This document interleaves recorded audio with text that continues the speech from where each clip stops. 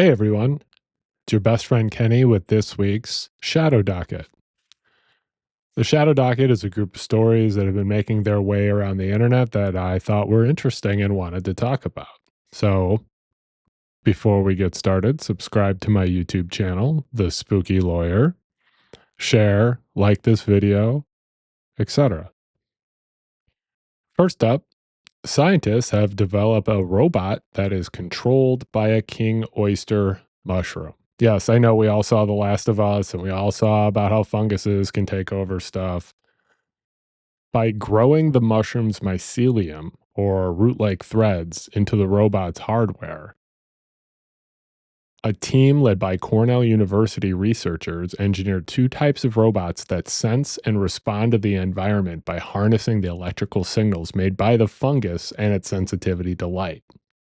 The robots are the latest accomplishment of scientists in a field known as biohybrid robotics. Biohybrid robotics seek to combine biological, living materials such as plants and animal cells or insects with synthetic components to make partly living and partly engineered entities. Biohybrid robots have not made it out of the lab yet, but researchers hope one day to make robot jellyfish that can explore oceans, sperm powered bots able to deliver fertility treatments, and cyborg cockroaches to search for survivors in wake of a disaster. Now, personally, I want nothing to do with a cyborg cockroach, even if it was trying to rescue me. Just let me be. I don't need a robot cockroach coming to save me. Next up, the Illinois State Bar is in the process of disciplining a lawyer known as Joseph Shun Mendoza Ravago. The woman he was in a romantic relationship with visited him in his law office in Chicago, and Mr. Ravago placed an electronic tracking device underneath the front passenger seat in her car. Mr. Ravago used the electronic tracking device to monitor and surveil this woman without her knowledge. While she was cleaning the inside of the car, she found the tracking device. She contacted the police. Police investigators used the serial number on the electronic tracking device to determine that Mr. Ravago was the individual who both purchased and activated the device. Mr. Ravago was arrested.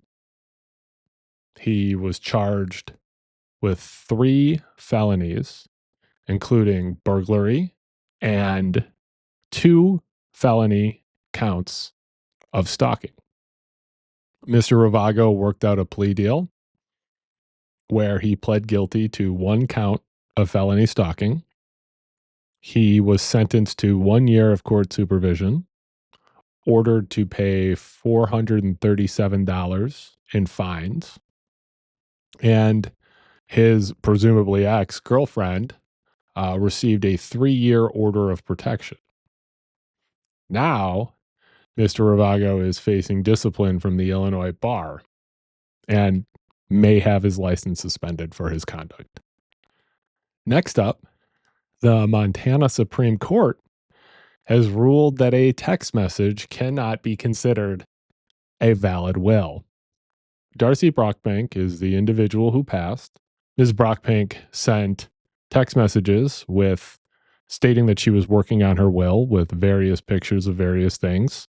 One of the individuals screenshotted the text message and attempted to have the screenshot admitted as Brockbank's will. The court ruled that a text message could not be considered a valid will, or rather, a text message alone could not be considered a valid will.